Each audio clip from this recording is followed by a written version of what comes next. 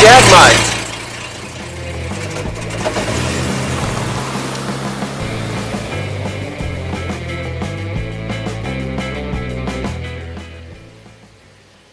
Today we're going to do something a little bit different. We're not going to watch me unbolt things or whine about how this IRS is completely clapped out or how all this stuff is supposed to fit together or not fit together. We're going to talk about 5 tips and tricks that have made this process a lot easier.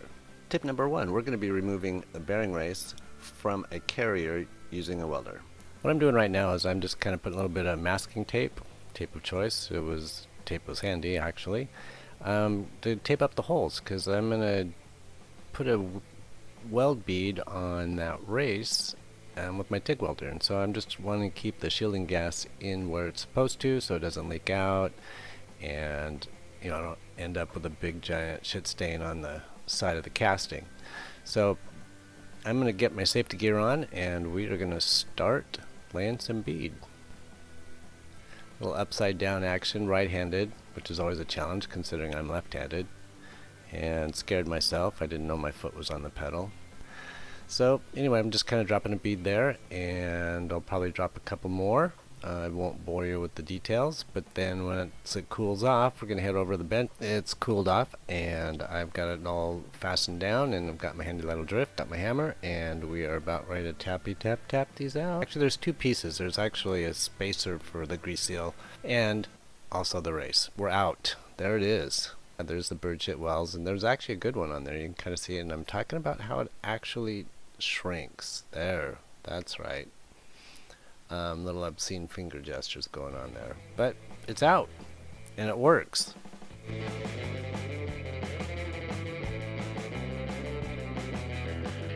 Right, so this is a grease fitting, and the previous owner drilled it out and put a grease fitting in there. And so what we're trying to do now is to get it out. So take a can of air, turn it upside down, let it get nice and cold, and then you take something like a screwdriver, try to get under an edge and pull it out.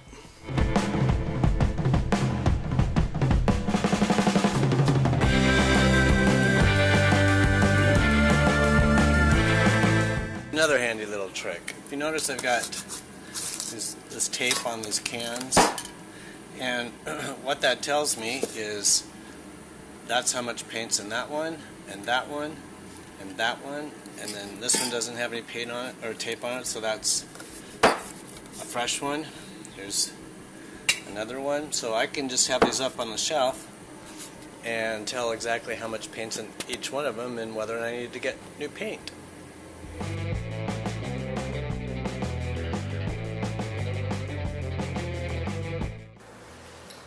Here's another little trick that I do.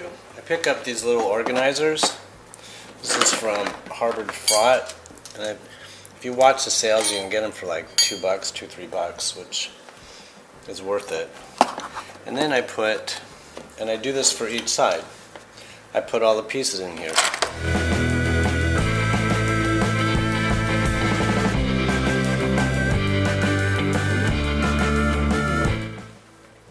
Alright, so you don't have a press and you don't want to really pound on bearings. So how do you get these in there? I'll show you. So what you do is you take a bolt. This is the old race, which this bolt fits very nicely through. And then you take these spacers from the old carrier, and then you put the washer, or put the bearing in like that, and you run it through and just kind of hold it as tight as you can against that surface. Then you take the other bearing, put it in there, and put that spacer on it. Actually, I think I'll just do one at a time. So you take a washer,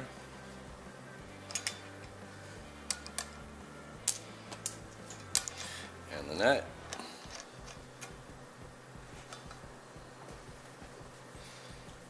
and a wrench,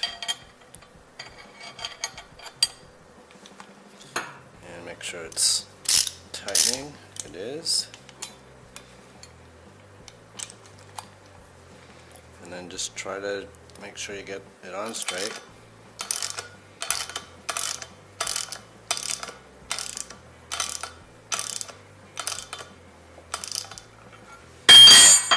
Alright, I think we're running up against that.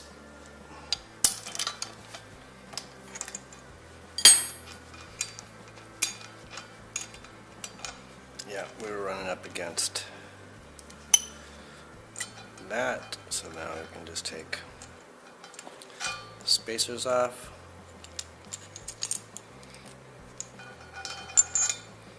And finish it.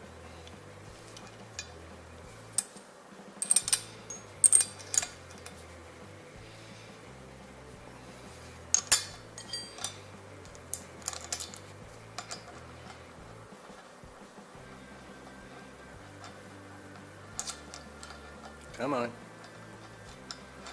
There we go.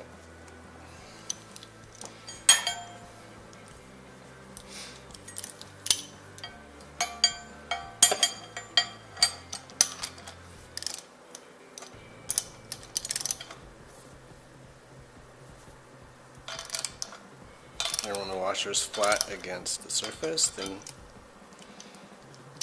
you know it's through. Either that or you just run up against the spacers, which I think I did.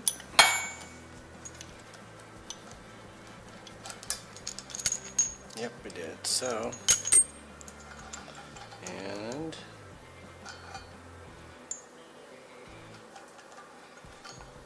I'll just take that out.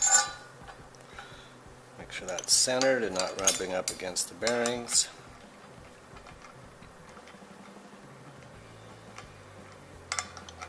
And when you press them in, having the race in place, make sure that you get them in straight and that things still turn the way that they're supposed to.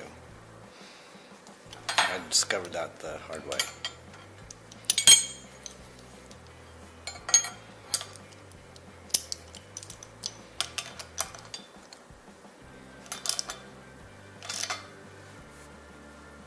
Okay.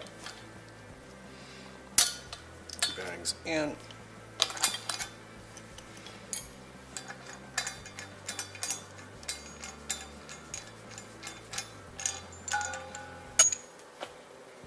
Bearings in.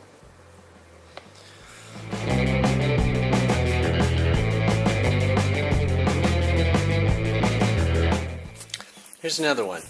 Alright, see that little pile right there? That is a pile of metal shavings under my little Porta bandsaw where I made a stand for. Anyway, so this is a magnet out of a hard drive. Now every time I get a dead hard drive, I always pull the magnets out of them. This one I kept the tabs on it for just doing what I'm about to show you. So you put the magnet in a paper towel, and then you come over to your pile of shavings, like right there. There's the magnet. So all you do is pull it off. Magnet's clean.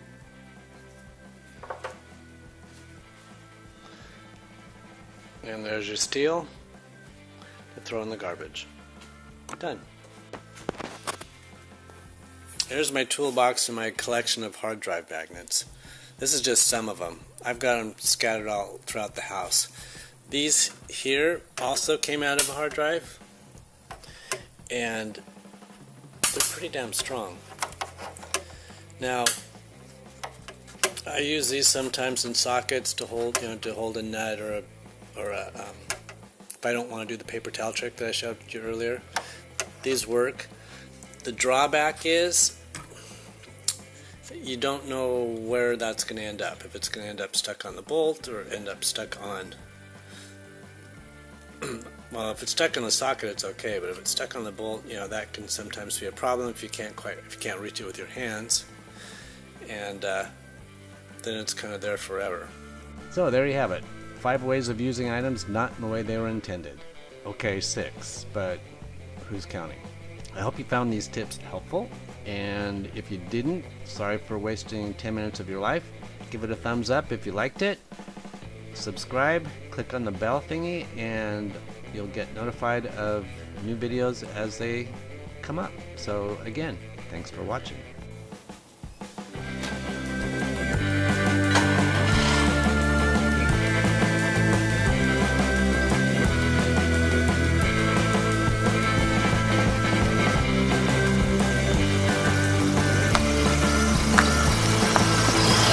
Thanks for watching.